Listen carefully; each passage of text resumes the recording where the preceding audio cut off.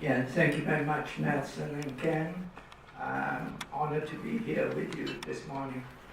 I see three main scenarios for the new NAFTA. The first is a kind of modified NAFTA with some new features, but also other features that are closing down. I call this the NAFTA 0.9. Okay? This is my main scenario. The second is a return to MFN trade between US and Mexico. They stay in the WTO, but they trade with each other at arm's length. The third is the border adjustment. So would that be the NAFTA 0?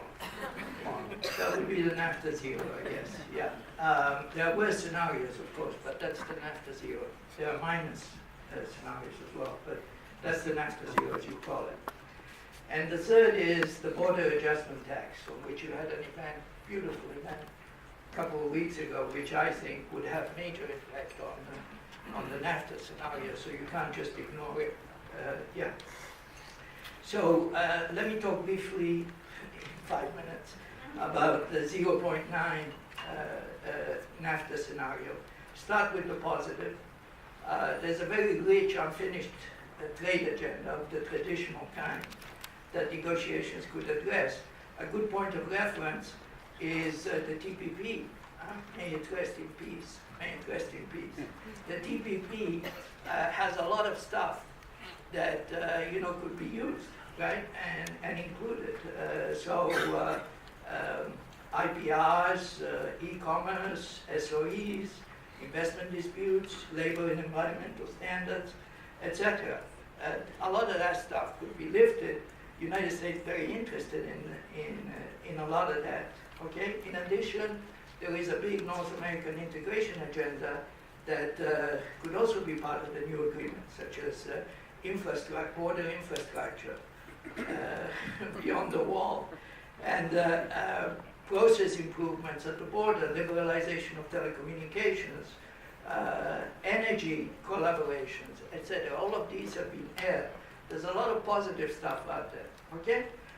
So I would say that NAFTA 0.9 would have several of these provisions, but clearly they will not be enough to satisfy the objectives for the US negotiators. What are these objectives? As far as I can understand them, listening to your president,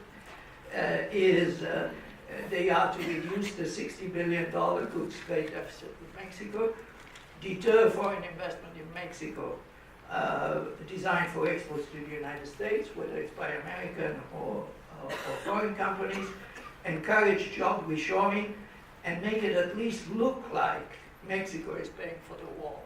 Okay? This is what I would assume Mr. Trump is telling his trade negotiators behind the scenes. But frankly, there are not many degrees of freedom, as Matt is going to elaborate on, to achieve these objectives without breaking WTO disciplines, NAFTA rules, and US laws.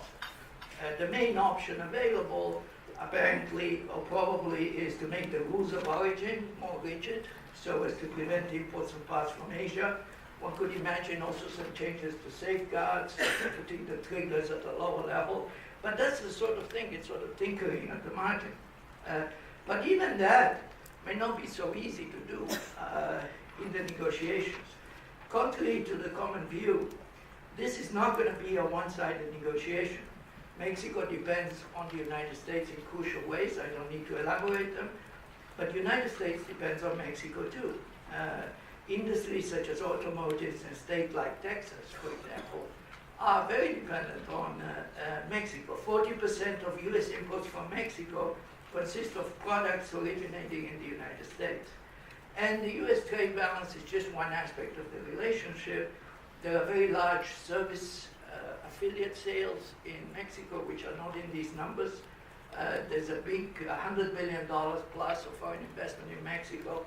All this could be targeted in a retaliatory situation. And of course, there's a security issue at the border, which again, I will not elaborate on. So let me move to the second scenario. So suppose that the negotiations break down. Then the US could raise tariffs to its WTO MFN applied level. That means introducing a 3% tariff on average, from 0 at the moment to 3%. Mexico, however, could stay within the WTO rules and raise its tariff to 8% on average, and very importantly, could raise its tariff in agriculture to 20%. Okay, that will hurt a lot of people. So I think it's clear that Mexico hurts the United States at least as much as the United States hurts Mexico in the second scenario, which is MFN trade. Okay, that takes me to my last scenario. Matt, be patient.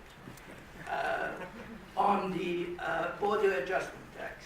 Okay, you cannot ignore, you cannot say we had an event last week, so we're not going to discuss this. The two are linked.